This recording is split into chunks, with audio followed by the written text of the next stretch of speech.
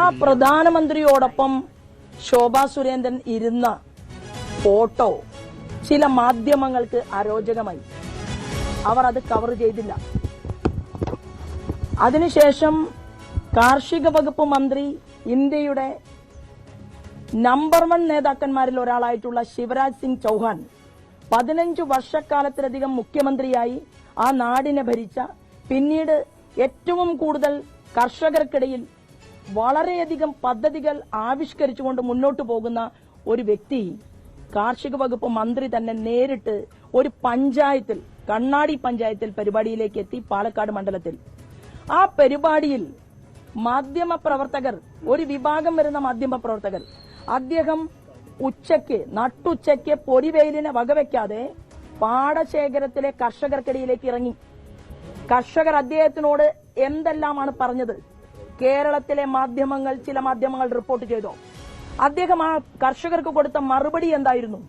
അതൊരു വിഭാഗം വരുന്ന മാധ്യമങ്ങൾ കേരളത്തിൽ റിപ്പോർട്ട് ചെയ്തോ? ഇല്ല.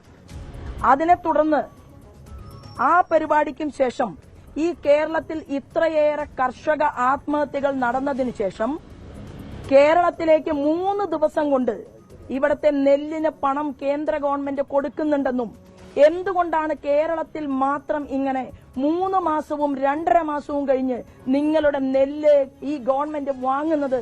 ഇത് കേട്ടുകേൾവിയില്ലാത്ത ചരിത്രമാണ് എന്ന് ശിവരാജ് സിംഗ് ചൗഹാൻ പറഞ്ഞു. കർഷകർ അതിന് മറുപടി കൊടുത്തു. 6 മാസം കഴിഞ്ഞാലേ ഞങ്ങൾക്ക് പണം കിട്ടുന്നുള്ളൂ, അതും ഒരു റെസീറ്റ് ആയിട്ട്, ബാങ്കിലെ കടക്കാരായിട്ടാണ് ഞങ്ങളെ മാറ്റിക്കൊണ്ടിരിക്കുന്നത്. ഞങ്ങളുടെ കുട്ടികൾക്ക് പഠിക്കാൻ പോകുന്ന സമയത്ത് അതിനാവശ്യമായിട്ടുള്ള ഒരു ലോണ് പോലും കിട്ടാതെ ഞങ്ങൾക്ക് സിബിൽ സ്കോർ പോലും ഞങ്ങൾ വേട്ടയാടപ്പെടുകയാണ് എന്ന് കർഷകർ പറഞ്ഞു. ഏതെങ്കിലും ഒരു വിഭാഗം വരുന്ന മാധ്യമങ്ങൾ അത് കേരളത്തിൽ റിപ്പോർട്ട് ചെയ്തോ? ചെയ്തില്ല. പാലക്കാടിലേക്ക് ശോഭാ സുരേന്ദ്രൻ എന്ന് പറയുന്ന ഒരു സ്ത്രീ തെരഞ്ഞെടുപ്പിൽ മത്സരിച്ച് ആനുകൂല്യങ്ങൾ കൊണ്ടുവരരുത് എന്ന് ഒരു വിഭാഗം വരുന്ന മാധ്യമങ്ങൾ ആഗ്രഹിക്കുന്നു. അവിടെ പാലക്കാട്ടുകാർ ദുരിതം അനുഭവിക്കണം. അവർ കുടിക്കാൻ കുടിവെള്ളമില്ലാതെ മുന്നോട്ട് പോകണം. കേന്ദ്ര ഗവൺമെന്റ് കൊണ്ടുവന്ന ജൽനിധി പദ്ധതി പോലും 14 പഞ്ചായത്തുകളിൽ മാത്രമാണ് പാലക്കാട് ജില്ലയിൽ നടപ്പിലാക്കിയിട്ടുള്ളത്. പ്രധാനമന്ത്രി ആവാസ് യോജനയുടെ വീടുകൾ എന്താണ് ഇവിടെ കൊടുക്കാത്തത്?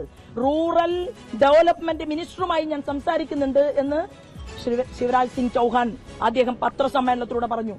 അതിവിടെ റിപ്പോർട്ട് ചെയ്യപ്പെട്ടില്ല. ഈ പാലക്കാടിൽ കുടിവെള്ളം ഇല്ലാത്തവരും റോഡിലൂടെ, ഗ്രാമീണ സടക്ക് യോജന റോഡുകൾ എന്തുകൊണ്ടാണ് പാലക്കാട് ഇത്ര കണ്ട് കുറഞ്ഞത് എന്ന് മന്ത്രി ചോദിച്ചു. ആ റിപ്പോർട്ട് അവിടെ പുറത്തു വന്നില്ല.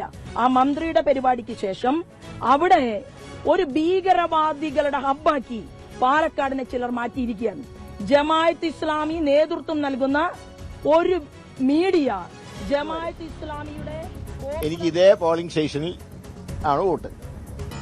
അപ്പോ ഇട്ടിട്ട് പോയി എന്ന് പറയുന്നവർക്കുള്ള മറുപടി, ഞാൻ മാത്രമേ ഇവിടെ പ്രധാന സ്ഥാനാർത്ഥികൾ ഈ നിയോജകമണ്ഡലത്തിൽ വോട്ടുള്ള ആളുള്ളൂ. അതിന്റെ അർത്ഥം ഞാനെവിടെയും വോട്ടിട്ടിട്ട് പോയിട്ടില്ല.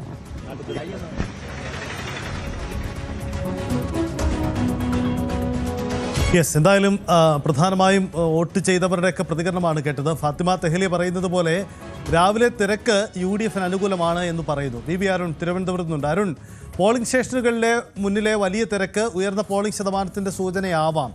അത് ഏതെങ്കിലും ഒരു തരംഗ സ്വഭാവം പ്രകടിപ്പിക്കുന്നുണ്ടോ? UDF ഒക്കെ അവകാശപ്പെടുന്നത് പോലെ ഭരണമാറ്റത്തിന് വേണ്ടിയുള്ള ഒരു തിരക്ക് എന്നാണ് അവകാശവാദം.